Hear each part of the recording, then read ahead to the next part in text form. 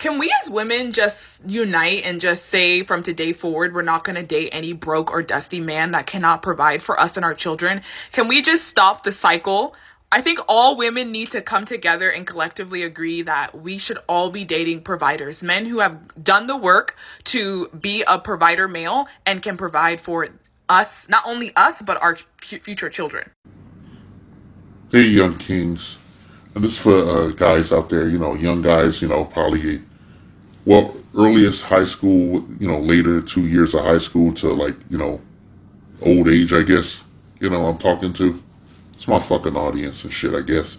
Um, hey, I'm gonna drop some nuggets of shit. I showed a clip where a woman was talking about uh, a provider, men and using that word provider. I'm so tired of hearing the word provider and shit. It's really just, you know, let's just call it what it is. She doesn't want to say provider. She wants to say customer or whatnot, okay? Because she's not talking about being in a relationship, actually. She's talking about, uh, she's the provider and whoever deals with her is a client, all right? She doesn't realize that she's been socialized to have the mindset of a prostitute and shit, and to be service oriented and shit to people outside the community who are not in it and shit. You know, that's what a lot of pimps would do, back in the day. I used to live on the West Coast for a minute, and I used to work on Sunset Boulevard back in the heyday of the crazy shit, like when that actor Hugh Grant got caught, like, getting some pussy in a car on Sunset.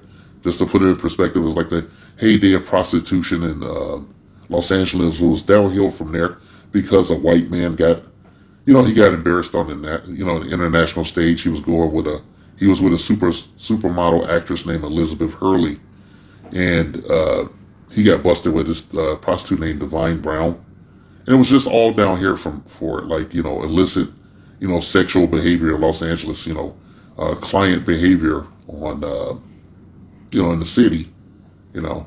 But I never forget that. It's the heyday of prostitution back then and shit. And it applies to what I'm gonna talk about right now. Okay? It's gonna apply about that.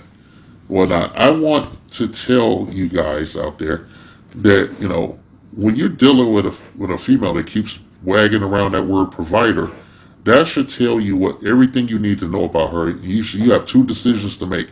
You're gonna walk away, or you're gonna pay her tab. Okay? And make no bones about it and shit. At that point when you hear that word provider being waved around, she doing the hand karate and everything while she talking. She wants you to buy expensive meals and gifts and, court her and shit in whatever manner, they do these days.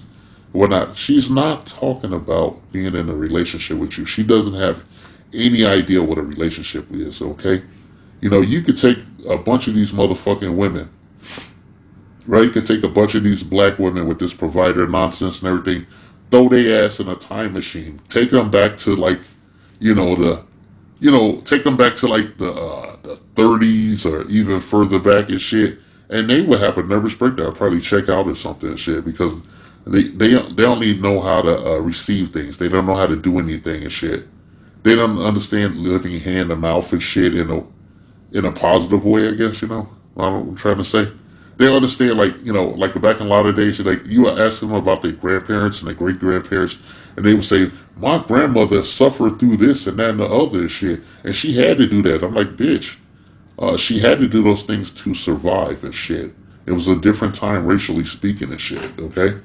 And I don't want to get into any political talk, so I'll veer away from that.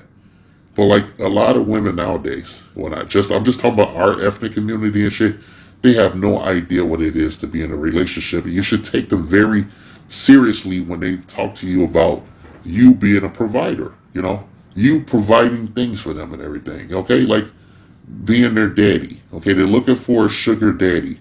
They're not looking for a boyfriend or anything. You should have tell her, like, okay, if I'm gonna deal with you and shit, it's just gonna be a pay for play deal and shit. I have to get some pussy when I give you things, okay? If you don't like this, then I don't guess we can't do business, and I'm gonna walk away here. I think that's funny as shit, right? It's not being really weak and shit. It's like forcing the woman to address her own ideology when you're direct with it. A lot of times we try to be real nice and shit, and we try to shy away from it because a lot of guys aren't really, despite what you'll hear from a female, a lot of guys don't like conflict and shit. That's why we shut down when we have adversity in our homes and our relationships, even at work. You just kind of shut down and stick your nose to the millstone. Yeah. No, it's time to stop doing that. It's time. Listen to the woman when she's talking to you. Listen to what she's saying. If she uses these words, you hear her using provider a bunch of times. Don't ask her shit about that. Okay, don't ask her nothing. Just say, okay, well, what's your price? I used to have an old friend, a Vietnam vet named Melvin, and he used to crack a joke all the time. He had told some women this. He was a white guy, old white dude that was in Vietnam. He told some crazy shit. Won't veer off on that either.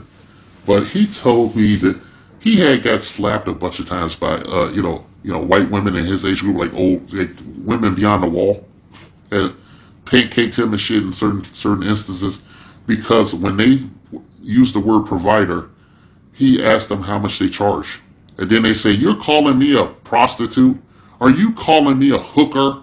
He said, he would say that classic line, "We've established what you are. We're just haggling over the price." And sometimes he got slapped and shit, but like you say five women, like 2 out of the 5 women still boned him. He still had sex with them and shit. And then we told me about it and we laughed.